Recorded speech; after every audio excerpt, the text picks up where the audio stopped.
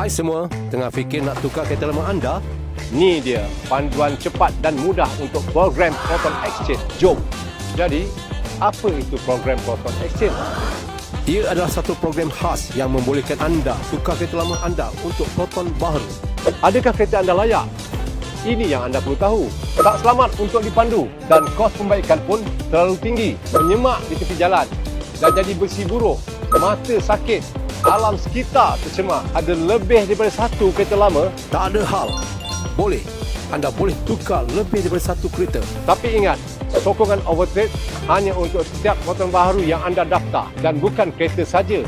Lori, van, bas pun boleh sertai program ini. Anda bukan pemilik kereta? Tak apa. Selagi kenderaan itu didaftarkan atas nama ibu bapa, pasangan, anak atau adik-beradik, anda masih layak bawa je dokumen sokongan macam sijil lahir